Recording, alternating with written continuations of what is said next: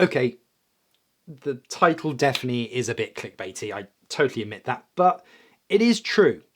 I absolutely love the Panasonic S1 Mark II, but for an upcoming trip where I need to keep things light and minimalist, well, I'm not going to take it. And it's for one very particular reason. So for the last couple of months, I have been using the S1 Mark II a lot on both personal and professional shoots, and I've been absolutely loving this camera. The extra resolution, the open gate, the viewfinder, the screen, everything about it I have absolutely loved. In fact, I've had no flaws with this camera whatsoever so far in my shooting. I've not had any overheating concerns. It's still been absolutely fine, even in some pretty warm environments and continuous shooting.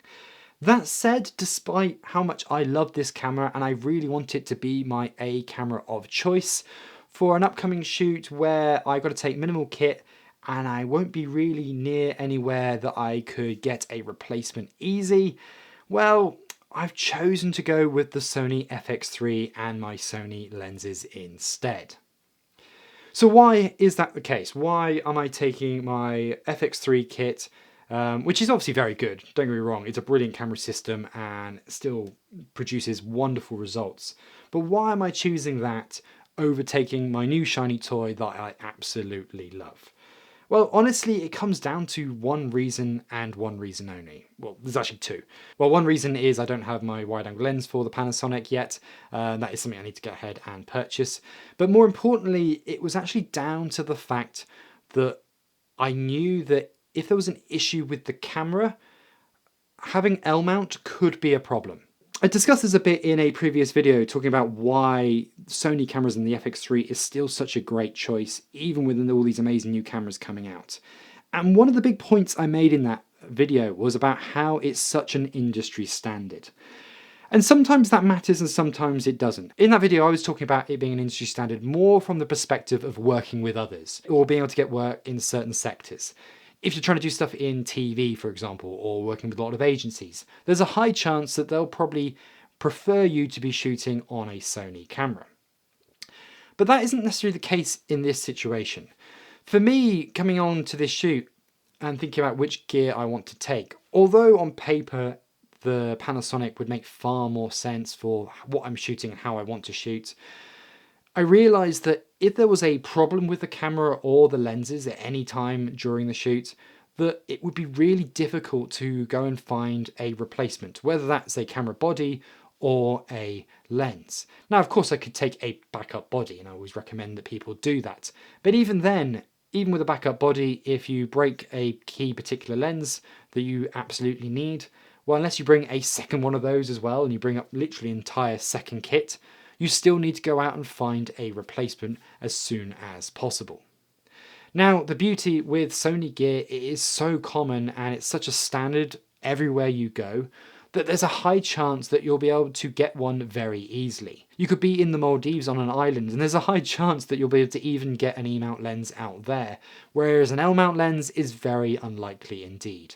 Most rental houses nowadays will have Sony kit. They'll have FX3s, FX6s, A7S3s, as well as a big range of E-mount lenses. So there's no concerns when you go anywhere, particularly in the world, that you wouldn't be able to find a quick replacement wherever you are. There's also a high chance that wherever you go, someone you know or someone you're working with will also have an E-mount camera or lens. Sadly, that's not the case when it comes to Panasonic.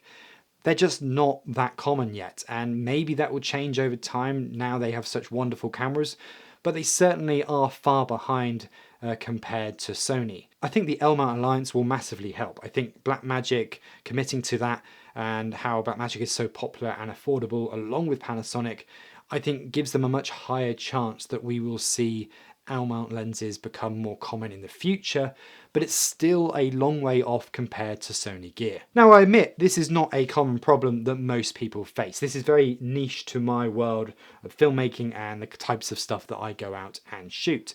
But if you're doing any sort of traveling or going anywhere, it's definitely something that's worth considering.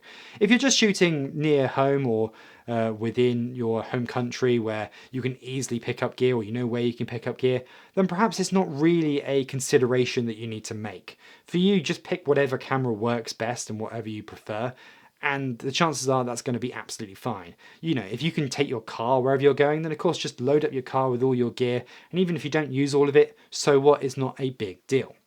But for someone like myself, where I might go away somewhere for several weeks in a fairly remote location, then these things do become quite important. And the standardization is something that I really do have to consider. Now, is this going to stop me from going fully committed down the line of Panasonic in the future? Well, potentially, it could. I really love the camera gear. I think it is so nice to use. I love having open gate. And honestly, I would happily switch fully to the S1 Mark II and just buy several of them so that I can use them for all different situations all the time. However, it is something that does put me off slightly. It is something that I am considering when I am thinking about swapping out gear, and the fact that I probably do need to hold on to my Sony equipment for this exact reason. For situations where either I'm going somewhere that I need to ensure that I can definitely get a backup option, then I'll probably take the FX3. If I'm working with someone and they're shooting all on Sony cameras, then of course the FX3 is going to be useful for that too. If you're new to this industry and you're trying to make a decision, it is hard, and it's going to be based on purely the types of shoots that you do, the places that you shoot, and the types of jobs that you want to work in. If you're going to work with a lot of other people all of the time, then probably sticking to Sony is the better option.